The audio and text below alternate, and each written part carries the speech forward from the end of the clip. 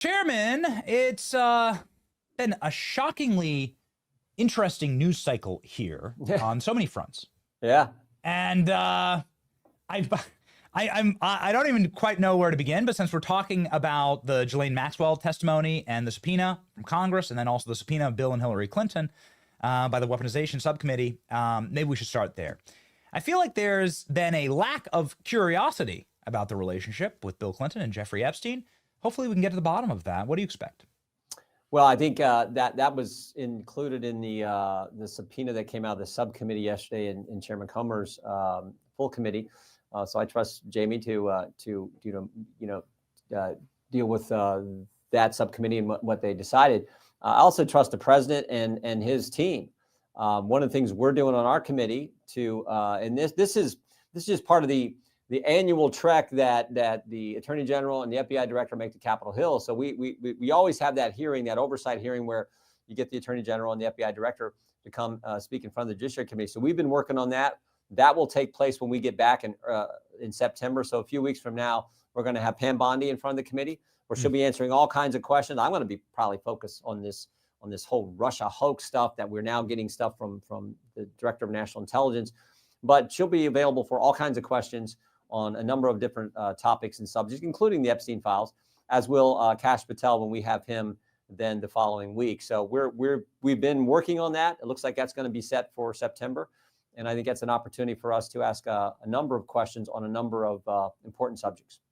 You're sort of the master at seeing through the Fed subterfuge here and some of the language and the smoke screens. You've asked some major questions about Epstein on our program before, and so the floor is yours. What would you like to see happen here as far as disclosure on this subject? Because I hate seeing it spun into the next Russia. I hate seeing it spun into like partisan attack vectors. I'd rather just have full transparency. But your take? Yeah, I think it is partisan. The obvious thing is, where was the Biden Justice Department in the 4 years when they were in office? And the Justice Department has indicated that they're going to talk with Ms. Maxwell and release certain material and working with the FBI and with the Attorney General and the Deputy Attorney General. So like I said, I trust President Trump. I trust his team. We've had a great relationship with the Justice Department. I mean, it's been night and day dealing with Pam Bondi, Todd Blanche, Kash Patel, Dan Bongino than it was trying to work with Merrick Garland and Chris Wray, for goodness sake. And certainly much different than it was trying to ever work with Jim Comey way back when. So again, I think we'll get answers when we have them in front of the committee, which is on this subject and a host of others. Yes. We got FISA reauthorization coming up, and we have this where it all began. The real weaponization of government began, I believe, against President Trump back in 15, 16, 17, this time frame that Tulsi has now given us some information and provided some what was sort of the catalyst for all the events that then unfolded that we were digging into. I mean, the fact that they simply changed, manipulated, altered the intelligence community assessment, and it went right to the White House as the reason for them making those changes. That's big. That's big stuff. And then what happened, the events that happened after that, we're going to dig into all that.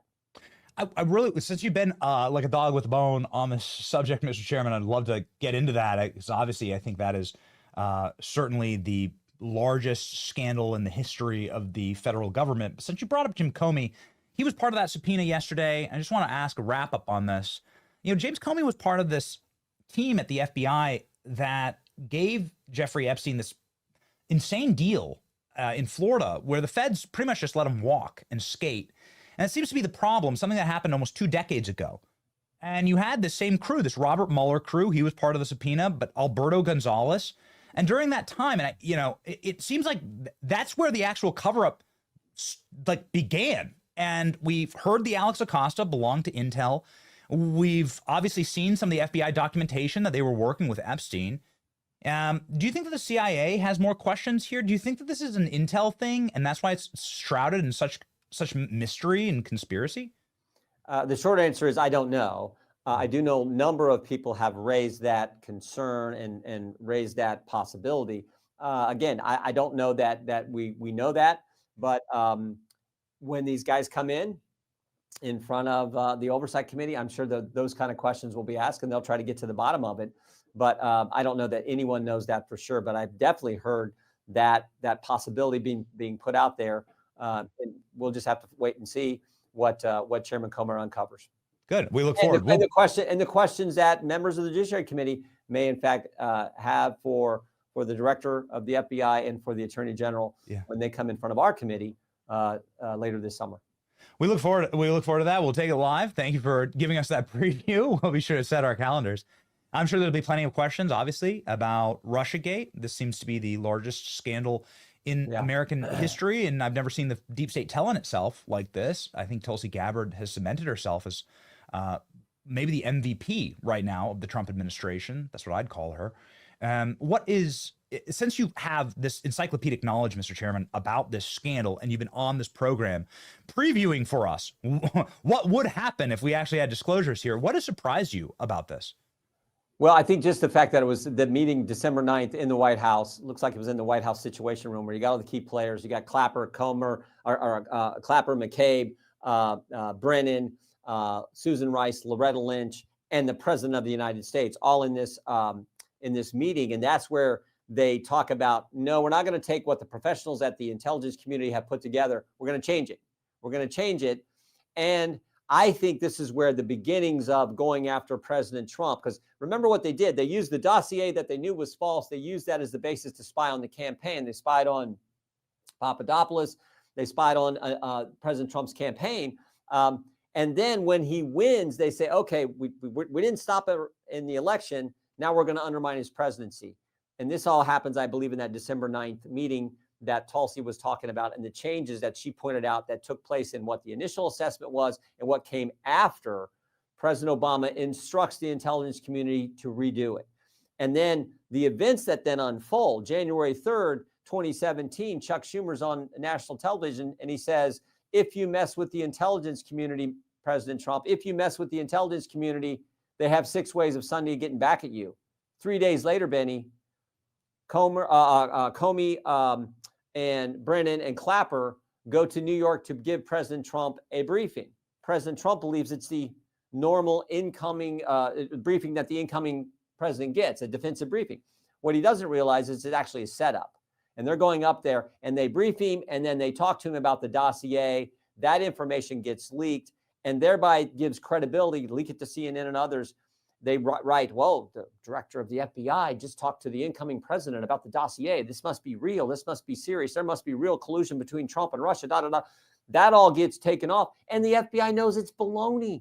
They know it's baloney. They set the president up. And you know that this was their mode of operation, because 3 weeks later, they do the same thing to Michael Flynn.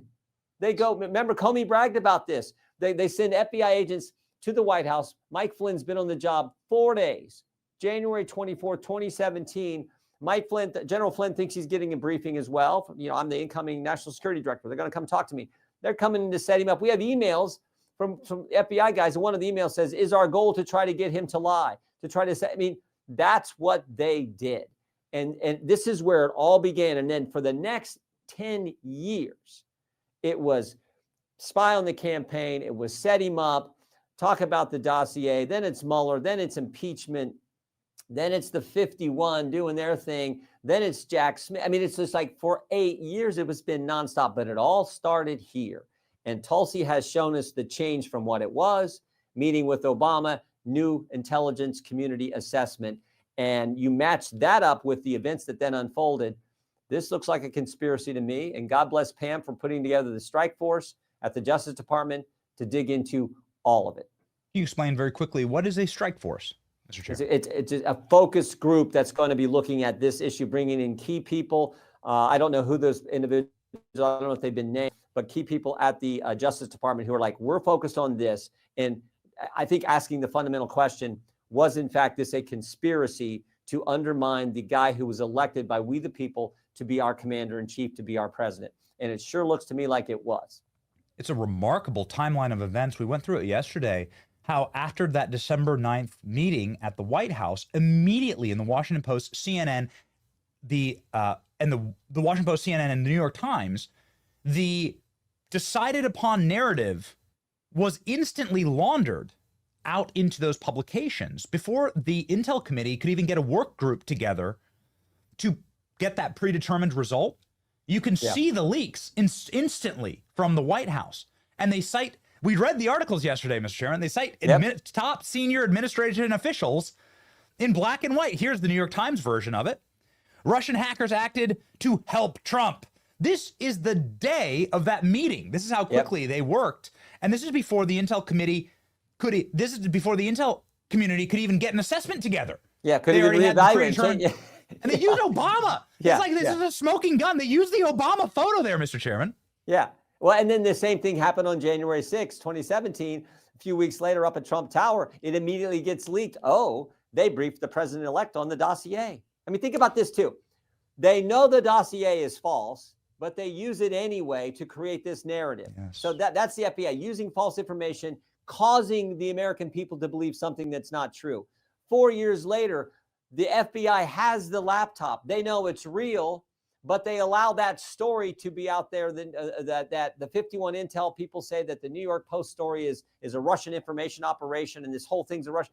They know that's BS, but they cause that to be out there and the American people to see that. So both times they had the truth. They had the dossier, it's false. They had the laptop, they knew it was true, and they let the opposite narrative go out there to the American people. That's what our government did to us, all in an effort to undermine President Trump. That's how bad these people are. So what happens next, right? Like the American public, we're just tired of there being a shiny lure in front of us and no bait on it. And I think everyone's asking the same question, which is, how do you charge this? Now, Tulsi Gabbard said quite definitively yesterday that she's referred for criminal charges to the DOJ. Obviously, they've set up the strike force.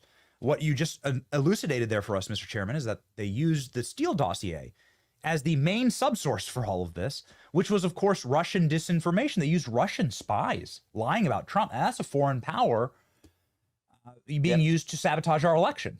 And so, I mean, is it treasonous? Is it seditious conspiracy? They charged a couple of J6ers with seditious conspiracy, Mr. Chairman. Could they charge them with that? Sure, they sure did charge some of the folks at the Capitol on January 6th with that. Again, I leave that to the Justice Department. I am so glad Tulsi did the referral.